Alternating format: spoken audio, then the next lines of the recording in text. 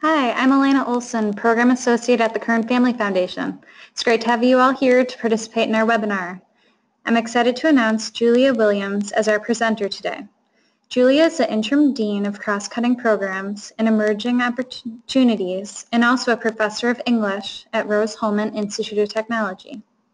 Her research areas include technical communication, assessment, accreditation, and the development of change management strategies for faculty and staff. Today, Julia will be sharing techniques from Rose-Hulman's Making Academic Change workshop that they have been running since 2012. During the webinar, Julia invites your questions and comments. You can write them using the question entry box found in your control panel. She'll be taking a few breaks throughout the session for Q&A. Julia, thanks so much for leading this webinar today. I'll turn it over to you.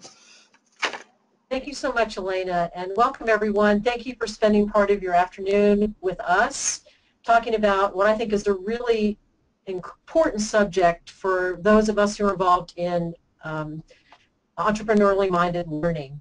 Let me get just a moment here to get my slides started and we'll begin.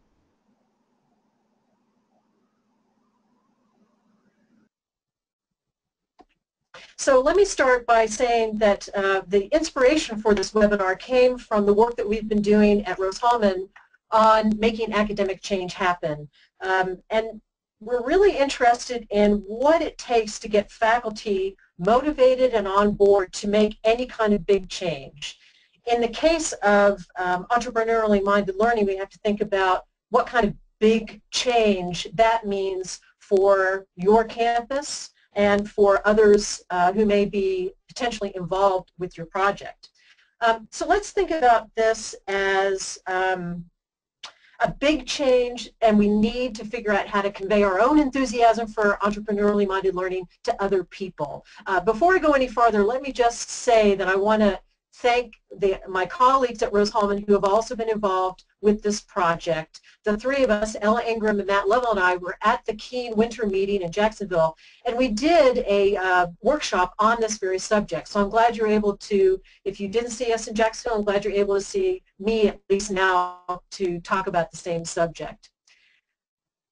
So I'm interested in what it takes to get other people on board. You know, when you are first introduced to entrepreneurially minded learning, you have all sorts of enthusiasm for this new way of educating engineering students, right? You go to the winter meeting, you maybe sit in a workshop with our friends from Lawrence Tech, and you learn about incorporating some of the techniques they have for entrepreneurially minded learning. Or you sit in a session with Joe Tranquillo at Bucknell University and you think, wow, this is the stuff I really need to add to my own course. You know, that's a moment that's so fantastic for you and your enthusiasm, and you can't wait to get back to your campus and start introducing that into your own class. And that's really how it works with academic change. As a faculty member, you've got a lot of autonomy, a lot of control in your course, and you can start, you know, focusing on the 3 C's. You can start thinking about more hands-on approaches to entrepreneurially minded learning. That's great, but you don't want to keep all that good, improved learning to yourself. In fact, you want to bring other people on board. But how do you do that? How do you take your own enthusiasm and convey that to other people and get them to also adopt EML in their courses? So that's really our focus today. What are some concrete, practical strategies that you can use to help prepare faculty in your department, in your program, across your campus? Prepare them to make a change like this. And I'm going to start by reminding you about a couple of hard truths about change, but maybe the first one is, you know, when we've got a great idea like EML and we want to bring that into the classroom, it seems so obvious to us that this is the right thing to do. You know, why would anyone question bringing EML into a classroom? Look at how many benefits there are, and you can probably see the reaction of students in your class. You know that it's working. Well, why wouldn't everybody around you just say, oh, great, finally, you found the key, the thing that's going to make my classes more engaging. But It is not the case that everyone around you will see exactly the benefits, see the positive things that you see. And I'm going to liken this situation to a rock that you throw into a pond, right? That first ripple in the pond is when EML impacts you, when you understand how great it is. And every ripple beyond that is every person, let me do that gesture, every other person who listens to the message about EML and wants to get on board. So let's start with that assumption that faculty might not always see that this is right. And it's really about the hard truths about change. When people resist a change like this, like EML and other academic pedagogical changes that have been in the literature and on campuses for a while, we often respond to that resistance with some assumptions. Well, academics don't like to change. I don't think that's the case. I think that what happens is when a new idea comes out and there's resistance, it could be a reaction to a loss of identity. And I'll go back to my example I gave a little bit earlier.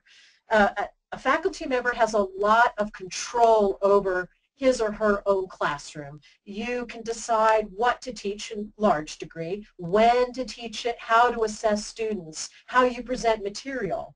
That means that you've got a lot of control in your classroom, and that's one of the things that really appeals to people like me who decide to go into the academic profession. We love that autonomy. So when someone comes along with a new idea about EML, well, maybe what you're telling me, and I'm trying to see it from another person's point of view, maybe what you're telling me is that what I've been doing in my classroom isn't right or isn't good. And by implication, I'm not right, I'm not a good teacher, I'm not a professional. So I would like us to hear the resistance to change as possibly not resistance to change in general, but a response to a potential loss of identity. All right? Now, sometimes those changes or attempts to impose change, they produce responses in other people. And you may have heard some of these responses to your EML suggestions before, like, well, I don't have time to bring EML into my classroom, or hey, entrepreneurship, I don't want to start a company, I don't want my students to start a company, so why are we even talking about this? Or maybe you've heard this one before, well, EML, that doesn't have anything to do with statics or with materials or with, any other technical subject you can name, right? So you may hear that and say, oh, well, this person doesn't want to change. So I would disagree with that premise, and I want you to start listening carefully to those negative responses. We'll talk a little bit about classifying those negative responses, but generally you might hear things like denials that we even need to do any changes, or we don't need change because it's really somebody else's problem, and other kinds of responses. And even if we think we're making progress with a hallway conversation, you see your colleague and you kind of suggest a few ideas about EML, and this person seems very positive about what you want to do, and this person seems to be very encouraging, but in perhaps another moment when they really have to do or enact EML in their class, well, they may just say, oh, I can't do this right now. So even those hallway conversations, which we think are building agreement about EML, they may actually be very, very minimal. So the idea here is that we're going to prepare faculty to adopt EML, and we're going to do it in much the way that we introduce a concept in class. And I'm hoping that this will ring true, that you decide to bring a new concept into class that students have never seen before, and do you toss it out like a beach ball into the middle of the pool and expect everyone to know exactly what to do with it? No, I think when we consider good pedagogy, we think, well, it's a new concept, so I need to build a foundation, I need to build their understanding, I need to introduce the concepts sequentially, and then finally when we get to the new concept, it's built on an actual scaffold. We've prepared the way for our students to understand something new, and we're going to do that again with faculty to help them understand something new and to increase their buy-in or agreement about this particular change that we're going to do. So this is my argument, that making change means preparing yourself and others for change, and doing that in a very logical and systematic way. You might ask yourself this question, can you anticipate objections that your change project might raise? Do you know what those arguments are going to be against you? And if you know, and if you can anticipate what those arguments are, you are better prepared to hear that. Because nothing is worse than having your great idea, your new EML plan, and you're so excited, and then you hear, some negative comment about it. It makes you feel bad inside. So I want you to be thinking about how to anticipate those objections. I also want you to think about which of these objections are substantive and which are non-substantive. And our focus today is on the non-substantive objections to your EML project. By non-substantive, I mean the ones that are more about this individual's particular fears of loss of identity. They may sound like denials and scapegoating. They're not really objections that are based on data, or they're based on facts, or I won't say reality, but based on facts, right? They're non-substantive, and we'll see some of these here in just a minute, so we can distinguish, well, what is really a non-substantive attack? And I want to focus on those attacks right now, because I think these are the ones that we can really prepare for, and by preparing for them, we won't derail. We won't let ourselves get derailed in the EML project that we're so passionate about. So, a non-substantive attack, what am I talking about? Well, let's categorize non-substantive attacks in one of four categories. And this may sound eerily familiar. Fearmongering. All right? Let me give you an example. If you bring this EML project to our department, we will lose students. Students won't want to participate in these kinds of classes. They'll change their majors. If you bring this EML project to our department, we're going to lose funding from the college or from the university, right? The non-substantive attack is an attack that tries to create fear. And the graphic I have here should be reminiscent of the Red Scares in the 1950s. If you do EML, suddenly the American way is in jeopardy. That's the kind of non-substantive nature of that fear-mongering attack. So that's number one. Let's take a look at number two, delay. Well, we can't do this EML project now because ABET will be here next year. Let's just wait until after they're here. Let me assure you that after ABET leaves, there will be another reason to delay. Oh, we can't do this now because we're working on this other project. Just wait. EML needs to wait. And delay, and delay, and delay. And that is another non-substantive attack. If this were important, people would want to do it now, but this non-substantive attack focuses on delay. The third category is confusion. So my example here is, well, your EML project is about statics, but did you think about dynamics? Well, no, you didn't think about dynamics because your project is about statics, but the idea is create confusion, and then people are talking about the EML project. Well, is it about dynamics? Is it about statics? Maybe it's about materials. Maybe it's about 10 other things. Confusion. What are we really talking about? Creating that confusion is a hallmark of a non-substantive attack. Finally, and this one is, I think, a shout out to all of the junior faculty who are so gung-ho about EML, ridicule. Well, we can't do EML right now because, well, you're new here. You haven't been here this long, or, you really don't know how we do things around here, or, personal attacks, ridicule, maybe of EML. It could be things like, yeah, we tried EML back in 1974. It didn't work then. It won't work now. Ridicule as a way to say we don't want to do anything with EML. Now, fear-mongering, delay, confusion, and ridicule. If you listen carefully to the objections you hear, you may be able to categorize them in one of these categories, and if you had other categories you could think of, I would be happy to hear that. Now, we cannot prevent these kinds of attacks on our EML projects. It's inevitable that you'll hear one or more of those. I'm not asking you to prevent these attacks or avoid them. I'm trying to keep them from derailing your project, right? Because sometimes these attacks come from very vocal, maybe sometimes, I hate to say with gray hair in my head, very senior members of your department or your program. They can be coming from people with other power than what you have. And they do command a room. They can be very powerful, but if we handle them, I think, in the right way, we can diffuse a lot of the tension that these more vocal critics can provide or put into the argument.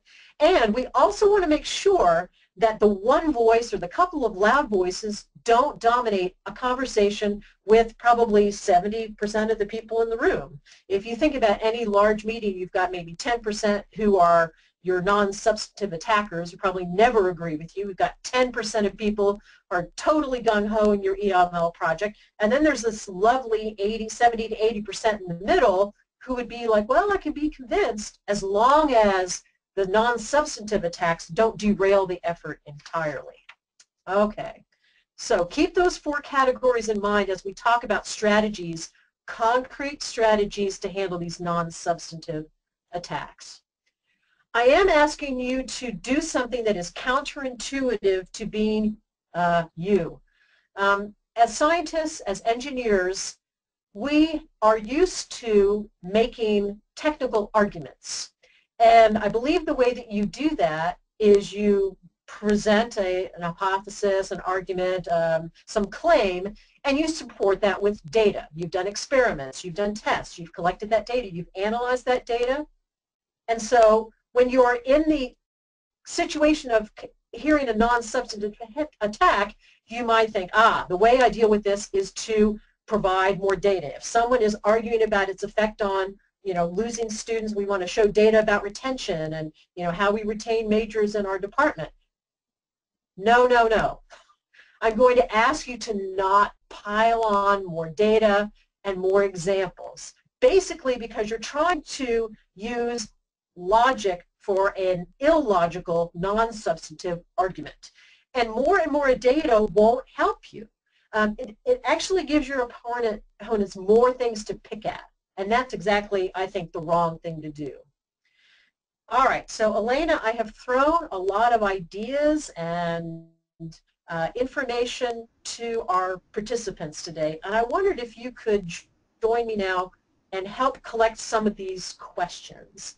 Elena is going to keep an eye on the questions window, and that should be over in your your GoToMeeting panel there with all of the tools on it, and you'll be able to type those messages into the questions panel. Just anything that you'd like to ask about what I've covered thus far, and I'll be quiet and I'll give you a few minutes to think about that.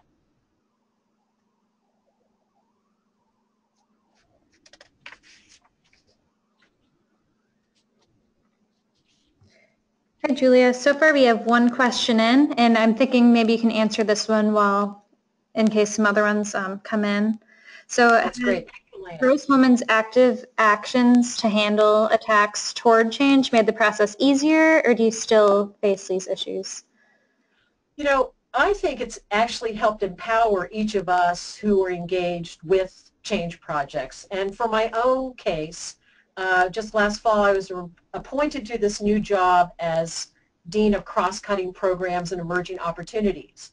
And I have heard, several non-substantive attacks about this attempt to make the Rose-Hulman education more multidisciplinary. Things like you're taking resources away from other courses, or you're going to confuse students, a whole array of things.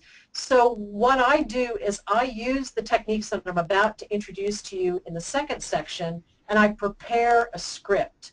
I want to be sure that when I get into those situations when there are arguments, non-substantive attacks, I am ready, because I can get nervous. I can get sort of rattled and start just talking off the top of my head.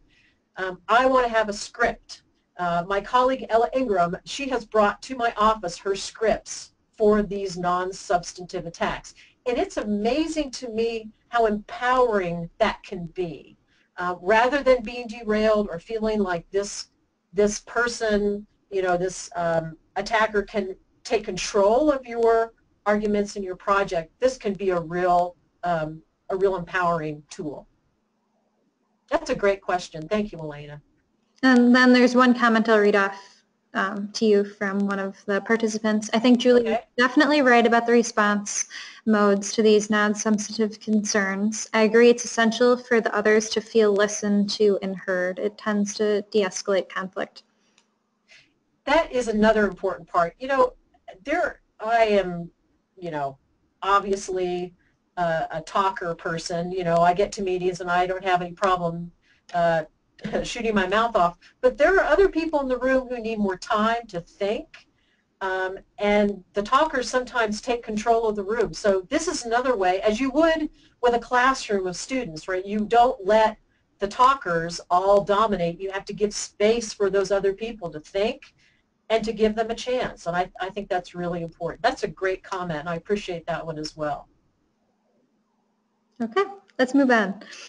All right, thanks so much, Elena. We'll move on, and I've got, well, a way to construct your responses.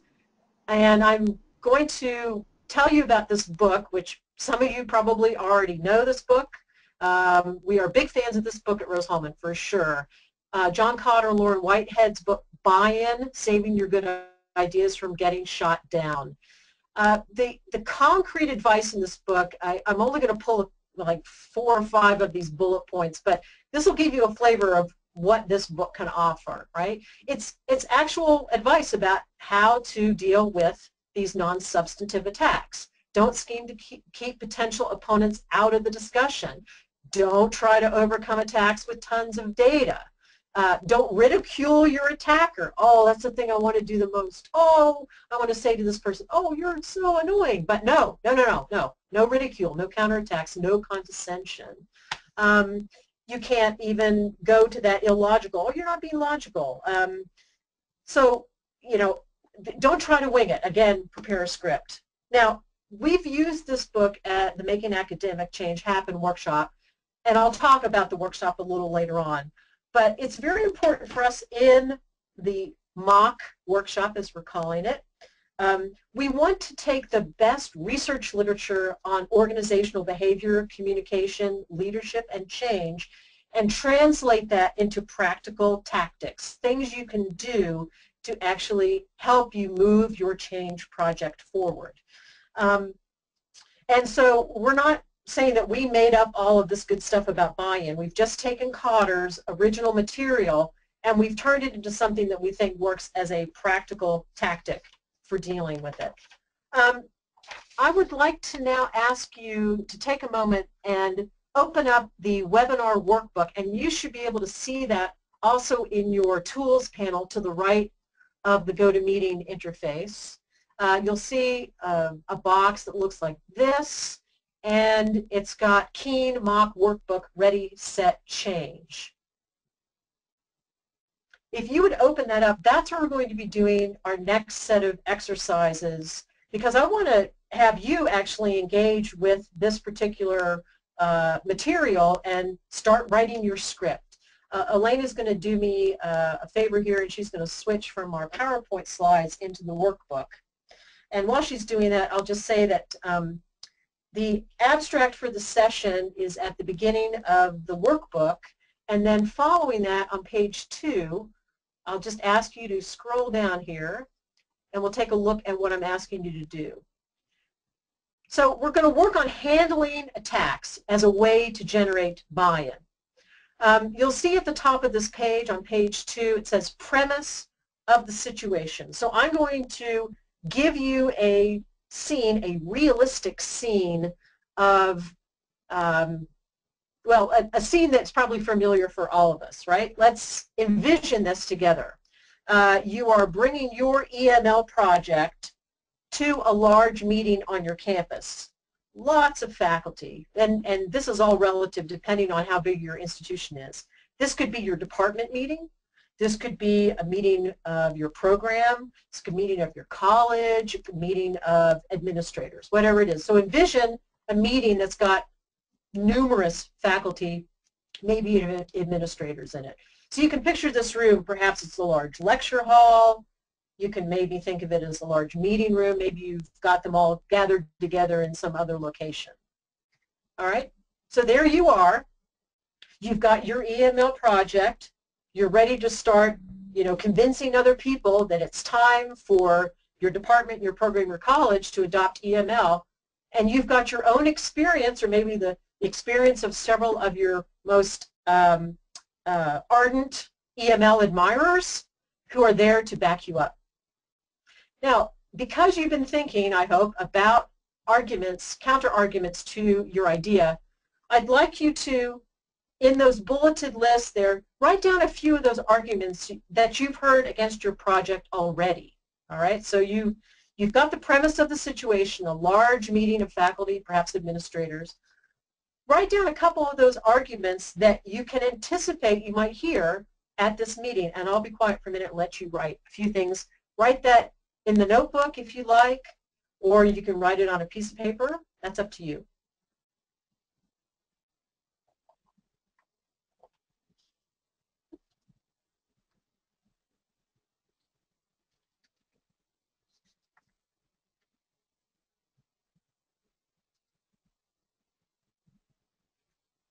If you need help thinking about the attacks that are, you can anticipate, just think about those 4 categories: fear-mongering, delay, confusion, and ridicule.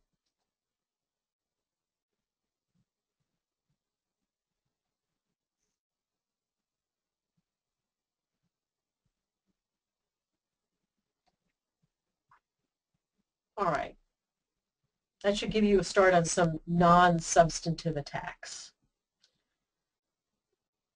Now, I think the best way to approach the practical strategies that we're going to work on now, the practical tactics, is to think about all of these arguments against our project. Think about them in terms of 3 themes for attacks. And you can fill this in as I'm talking as well, because I think this is a really good material to keep in your mind. This is not what your attacker is overtly saying, but I believe it's the subtext or the foundation of what your attacker is saying.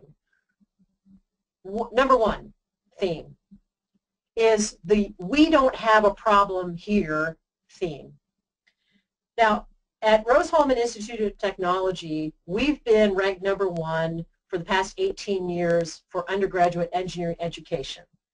And when I have encountered non-substantive attacks, it's often been under this theme. We don't have a problem with students and their learning, right? They're all getting jobs. We're number 1. We don't have a problem, right? And you may have encountered that at your own institution. We're successful. Students are getting jobs. We get our ABET accreditation. We get funding from external sources. We don't have a problem. But we all agree that just because you don't have a problem, or it doesn't seem you're suffering in any of those other categories that I just mentioned, doesn't mean that you are going to sit back, rest on your laurels. You're going to always be looking ahead, and EML is one of those ways in which you're looking ahead and making change. So theme number 1, we don't have a problem. That's what your attacker's subtext or foundation idea might be. For number 2, we may have a problem, conceiving that we may have a problem, but EML is not the solution to that problem.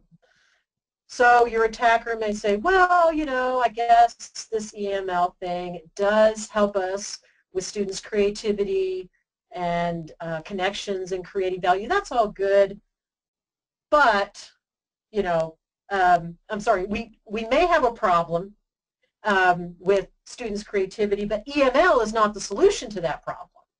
We need to have students doing something else. Some other solution will be the way. So theme number 2, let me just be clear. The attacker may acknowledge that we have a problem, but EML is not the solution to that problem. All right, and you see that as a subtext. Number 3, the attacker may say, yes, we may have a problem, and, well, EML grudgingly might be the solution, but you are not the person to do this project. And unfortunately, we get some of that, you know, in hearing these non-substantive attacks. Things like, well, you don't know anything about entrepreneurship. You've never started a business. You don't know anything about, well, creativity, connections, creating, I mean, you don't know anything about these things, so why should it be you to do the project? All right, so we don't have a problem, or number 2, we may have a problem, but EML is not the solution. 3, we may have a problem, EML could be the solution, but you're not the person to do it. All right, so turn with me to page 3. This is how I think we can better prepare our scripts for these non-substantive attacks. And I've given it to you in a grid because I think that's a really handy way to keep your thoughts organized. Remember, you're preparing, you're rehearsing, and you're going to be ready for the non-substantive attack. Let's take a look at the top example here. All right? So here's the attack. A nasty colleague makes a specious claim against your EML proposal, and although it is clearly ridiculous, this person is important and you can't afford to make enemies in the room. All right? And by particularly nasty colleague, I'm going to call these people your CAVE people. CAVE as an acronym for colleagues against virtually everything. It wouldn't matter what you brought to this meeting, this nasty colleague would never go along with it in a million years. But we don't want this colleague to derail the conversation. So let's talk about a 4-step process. Step 1, you acknowledge and deflect. Step 2, you generalize in your favor. Step 3, you provide a familiar example or personalize the issue. 4, you summarize in your favor. So here's how I would suggest you prepare your script for this nasty colleague, right? Makes a specious claim. Oh, we were going to have, you know, your project is about syntax, but I want it to be about dynamics. You know, whatever those earlier themes that we talked about. So let's think. Step 1, acknowledge and deflect. It's going to be really tempting when this person stands up and claims, makes a specious claim, that you're going to want to jump back in and throw data. Just hold on, hold on, hold on. At that moment, thank this person for their contribution. Thank you, Dave, for your comment. Acknowledge it, but don't agree with it. You're right, Dave, or you, a good point, Dave. No value, right? Just thank you for your contribution. Or a little farther down in that red text there, I appreciate that you're making this point. And at that point, acknowledge and deflect. Acknowledge their contribution and then turn to the rest of the room. Talk to him for just a moment, or her for just a moment, and then turn and talk to everyone else. By your body language, you will indicate that you are acknowledging and being respectful, but everybody else in the room is a part of this conversation. So that's step 1. Step 2, generalize in your favor. So the specious claim about EML, that will never work here. Well, the response to that could be, we know that transformative changes are an important part of our department's past, and our EML project is in that tradition, right? Generalize. Your department has made changes in the past. At Rose-Hulman, we went co-ed in the 1990s. We're going to make changes again, right? Generalize in your favor. And make sure that you're not talking to this particular CAVE person. You're talking and addressing your comments to everyone else. Step 3, provide a familiar example, right? Just 10 years ago, we adopted a new model of senior design that emphasized real-world clients. Many of us were involved with that change, and we saw important benefits, and this is, our EML project is in that same tradition. And if you don't have an example like that, pull one from industry. I'm sure that people doubted whether Steve Jobs could make a personal computing device, you know, beautifully designed, or people doubted whether Uber could create a model that would allow people to get in a stranger's car. I mean, these are examples from industry that could also be relevant and could help you provide that familiar example. Finally, summarize in your favor and tell people that how we're going to know when we get there, what will be a measure of success. Things like, we want to move forward, this project will be a success in these couple of ways. Don't be exhaustive. You don't need to prove it. You're just making them aware that you've thought about how this fits into your traditions, and you're going to know how it works when you get here. All right? So the 4 steps: acknowledge and deflect. Acknowledge this person, but talk to the rest of the room. Generalize in your favor. Provide that familiar example, and then summarize in your favor. Now I'm going to ask you to take the next grid, and I want you to think about one of those fear-mongering attacks, right? Your department chair, perhaps in this similar meeting or a different meeting, stands up in the meeting and says, "You are abandoning our traditional values." Fear-mongering. You acknowledge and deflect, right? I want you to think about, okay, how do I acknowledge this person? Thank you for your contribution. I imagine that other people in the room also have, you know, questions about what this EML project will entail. How about generalize in your favor? Can you think about other situations in which, you know, this issue might have come up before, and can you relate that to your EML project? But remember, you're always going to be generalizing in your favor.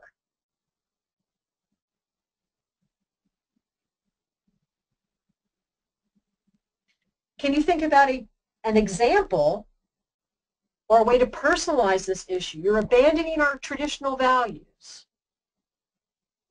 My example was the example of how Rose-Hulman changed in the 1990s. Can you think of an example from your institution?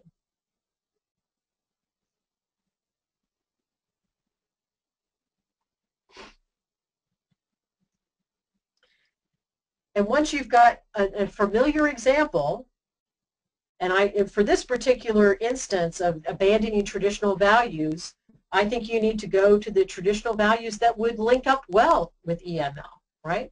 That your institution has been adaptable in the past, or your department has tried new things in the past. And then finally, summarize in your favor. We will know that EML is a success when our alumni surveys, our alumni tell us that they've used the, you know, they've benefited from entrepreneurially minded learning. Okay? All right, so I want to just show you a few more things about this workbook that I've given you. Please feel free to share this with other people who you're working with, other people in your department. We're really intent on getting this information out to as many people as possible. If you scroll with me down through page 4, you'll see that there's some empty grids that you can use. You can copy those out. You can fill them up the way you wish to. Also further on, I've repeated those key lessons from Cotter and Whitehead. You can see that these are the suggestions that I made in the PowerPoint slides. Also, and I think this might be really, really helpful, I hope it is, let's put it that way, Cotter and Whitehead give you a kind of set of pre-scripted responses for those themes of attacks that we talked about earlier. We don't have a problem. Well, we may have a problem, but your idea is not the solution. Well, we may have a problem, and your idea might be the solution, but you're not the person to do it. I find this really, really useful, okay? We don't need your idea, that's the attack, because the problem it solves doesn't exist, right? Now we've got both an attack, we've never done this in the past, and a possible response. True, but surely we've all seen that those who fail to adapt eventually become extinct. The dinosaur example, always useful. And under the category of, okay, there is a problem, but your idea is not the solution, how about this? The attack is, your proposal leaves too many questions unanswered. What about this and that and this and that and that? And the response is, all good ideas, if they are new, raise dozens of questions that cannot be answered with certainty.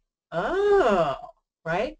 Don't try to answer every single one of those questions. Say, yep, we got unanswered questions, and we're going to move forward. And finally, for the third theme, okay, there's a problem. This is a good proposal, but you'll never make it work here. You won't be able to do it.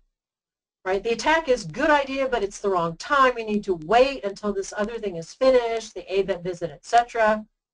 The response here is the best time is almost always when you have people excited and committed to make something happen, and that's now.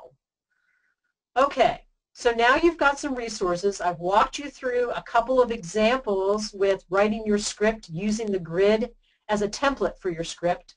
I'll show you a couple other things that I think are useful. Oh, a page of notes, always handy. But further down here, some resources also drawn from the mock workshop that you might find useful. Not all of them dealing with buy-in, but really focused on organizational change, communication, and helping you become that the person who prepares others for change. And let me just finish with the workbook by showing you a couple of things about our mock workshop. I've got a page here that shows you our organization for the 3-day workshop, and finally a flyer for the workshop. Oh, I'm sorry, there's some bio things here, but then if you go to the link at the bottom of the page here, you'll be able to connect with our flyer. Right now we are accepting applications for the mock workshop that will be held in early June. Elena, I think I am done with the workbook. If you could get me back to the slides, then I can finish up and we'll be able to take some questions here. So let me just pause right now. I know I've again thrown a lot of content your way. I'm interested if there are any questions that I can answer now before I wrap up. The idea is you've seen these hypotheticals, you've seen the hypothetical scenario, you've seen the script. Are there questions, Elena, that are coming in about the content that we've covered in this segment? Julia, at this point, we have one question. Have you tried having small groups proactively plan responses to this type as opposed to individuals? I can see how not winging it can be important, especially with examples. I think that's a great idea. We do that at mock when people come to mock as a team, and when we run workshops related to mock content in other areas. We do ask the team to come up with some prepared scripts. You know, one of the difficulties of getting a new project off the ground, EML, PBL, whatever, you know, thing you're trying that's new, the people who are participating in it may not all have the same frame for understanding the project. They may have different messages that they convey. And this is a great way to get everyone onto the same page with a unified message about your EML project, right? It could be that the EML project at your institution is really there to help spark student interest in engineering, to increase admissions and increase retention, right? So it's good to have everyone ready with a shared script. You may not use it all the time, but it can be very, very handy. And I think of an example from last year's mock workshop when the team from James Madison University came in, and they really prepared some important scripts for different stakeholders in their EML project. They had a script that was customized for faculty on campus. They also had a script that they were ready to use with the governor of Virginia, because that, or legislators in Virginia who would be interested in the project. And so I think you can really customize that template to use as an individual, to use as a team, to unify the message around the EML project itself? That's a really good question, and yeah, it's been very handy in that regard. Okay. And just as a reminder to our participants, you can ask a question by clicking on the Questions tab in your control panel. Julia, just so you know, we have a little under 15 minutes left. Thanks so much. I'm getting to the end, so I'm going to leave time for questions. So I just wanted to say a couple more things about this preparation, right?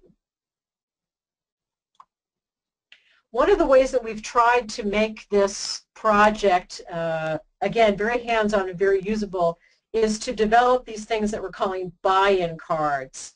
And if you look at the PowerPoint slide, you'll see that it looks like a Monopoly card, and I know that we are infringing upon the Monopoly look, but this was the best way we had to convey it. Each of the cards is organized in a different color category. We've got the blue, representing theme 1. We don't have a problem. We've got the green, which is, yes, we may have a problem, but EML is, or your project isn't the solution. And then we have red to say, we may have a problem, and your project may be the solution, but it'll never work here. You're not the person to do it. Now, the way we use these cards is essentially how we worked with that script. We have on the card an actual attack, right? We've been successful, so why change? And we have a discussion, a little information about, you know, what really is the subtext or the foundation for that attack.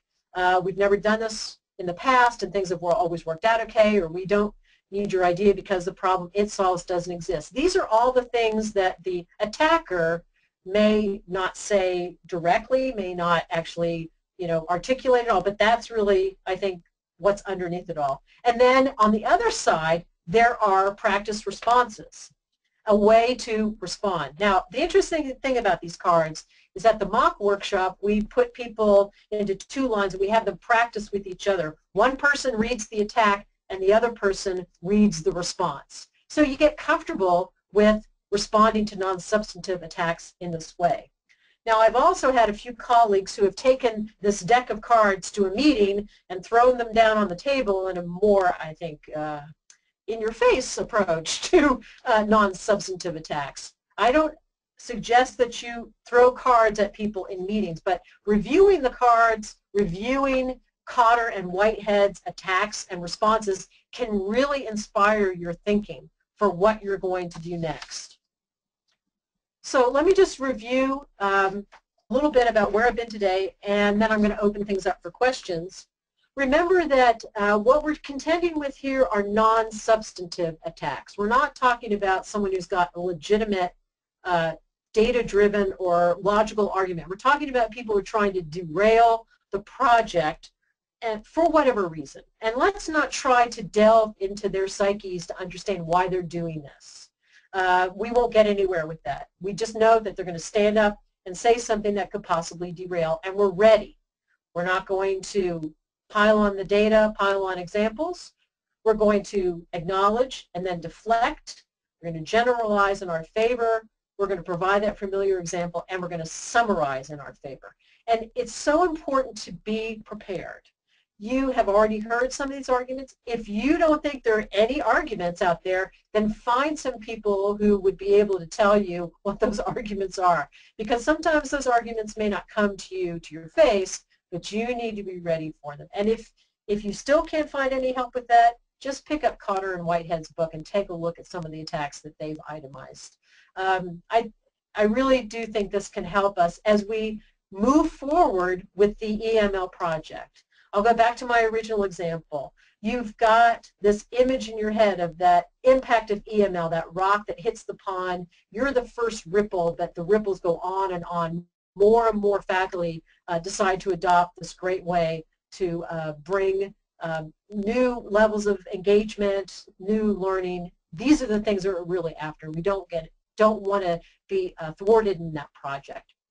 So before I close and open it up to questions, let me just say remind you that we are running our Making Academic Change workshop in early June, last day of May and early June. We'd invite you to come as an individual, to come as a team. That's up to you.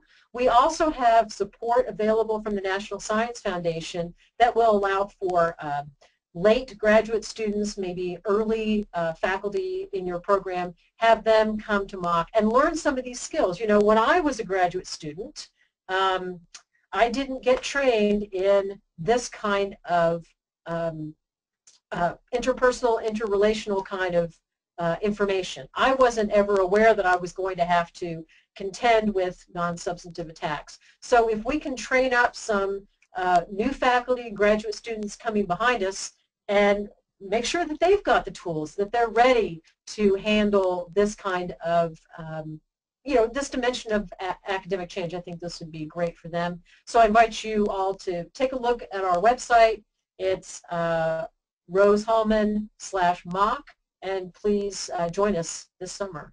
So Elena, I'm just going to settle back here and wait for some questions, and I can answer those as you see them. Thanks, Julia. And I just shared the link to mock registration in the chat feature, so you can find the chat button in your control panel. Great. We do have some resources on the mock website. I'll also point you toward a blog posting that's up on the Keen site. Do you want to talk about that, Elaine, a little bit? The blog? Yeah, if you go to our website and click on the blog tab, you'll see that our most recent one was written by Julia, and she wrote a great post with some humor in it that I think will be very great for you to read, and we'll share this with you in an email too, as well as a recording of the webinar and Julia's slides. Right. Julia, so that recording can be really useful resource for people who weren't able to make it to the webinar today. Thanks so much. So we have a couple questions that came in. So one's from WPI, and I hear this question all the time. So how do you deal with the substantive attacks, i.e. there's no time during the course or place in the syllabus for mindset training? Right. So are you sure that that is a substantive attack? I don't want to cast doubt upon how this person feels about this attack. They feel, that they have no time, but what we're talking about is not piling on more. We're trying to reconfigure the engineering classroom because we know that teaching EML, teaching this way, will take our students further than they would without it. All right. Now, some of the more substantive discussions need to happen one-on-one or in small groups. Remember, I emphasized that this is a large group, a kind of almost like a theatrical performance. It's an attempt to derail you. So I would suggest using more information, but not to pile on, but talk to this person in a smaller group, because I think this person really does need some help to see, okay, I'm doing this not to pile on more things, but to reframe my classroom. And Julia, have you seen this question addressed before?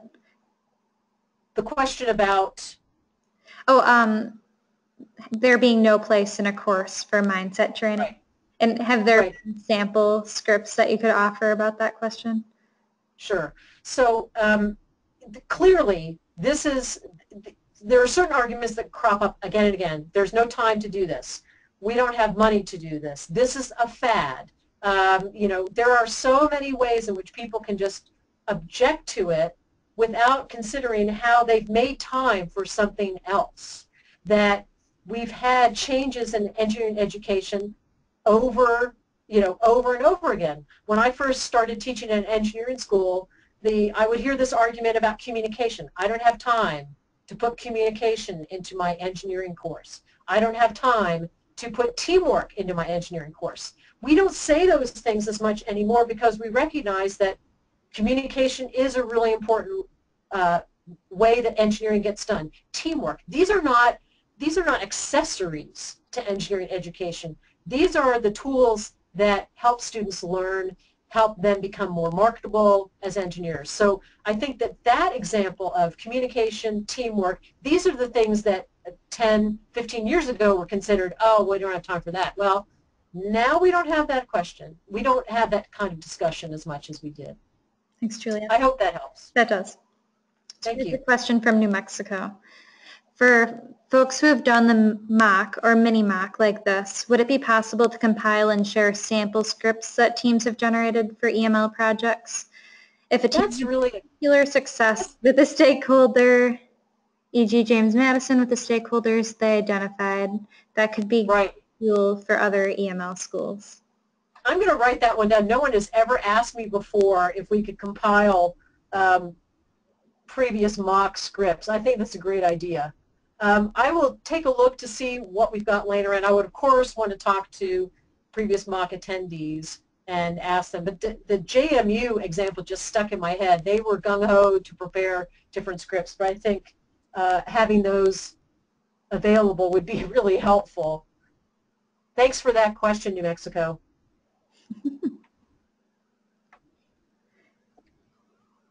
Okay, and then here's another question that we had related to the first question that I just asked you. How do you respond to complaints against entrepreneurship? We hear faculty say they aren't interested in teaching business or entrepreneurship. Right. So we did hear that from certain quarters at Rose-Hulman, and the great revelation we had is when the formulation for EML came in as connections, curiosity, creating value. Those were ideas and categories that at Rose-Hulman we really could latch onto. You know, what are connections? Yes, connections are ways in which you're dealing with stakeholders. We spent some time, you know, really thinking about curiosity. What does that mean in the context not just of engineering, but science classes, in mathematics? How about in humanities and social sciences, which is my home department? So I do think that by broadening our concept of what entrepreneurially minded learning is, or focusing on mindset, the entrepreneurial mindset, I think we've now opened up this particular kind of pedagogy and this approach to a lot more people. So I think when you're confronting arguments against, I think to emphasize the breadth of what EML really is about and what the mindset is all about. Okay. Thanks, Julie. Great question. We have about 2 minutes left, so we'll get wrapping up here. And thanks so much. This is a really insightful session. Thanks so much, Elena. And I think you're going to be sending out, what, a wrap-up survey? Or I will be sending a wrap-up survey to ask them what they thought? Yeah, sounds great. We can put the recording. Yeah. We'll have the recording, and we'll have you know, links to the mock website and to the recording. Yeah, that's great. We want to provide resources. Thanks so much, Elena, for your help today. I really appreciate it. Yeah, and in case our participants are interested in attending our next webinar in about 2 weeks, I'm just sending a link to that in the chat field. So this webinar will be on March 13th, led by Victoria Matthew of VentureWell and Jimmy Gandhi of California State University. Their session is called Done and Done, a hands-on introduction to strategic doing. That sounds great. All right, so this concludes today's session. Thanks so much for joining us. Julia, is there anything you want to leave the audience with? I just want to say thanks so much, and good luck with your scripts. Practice, rehearse. You can do it. Thanks, Julia. Have a good day, everyone. Okay. Bye-bye, everybody.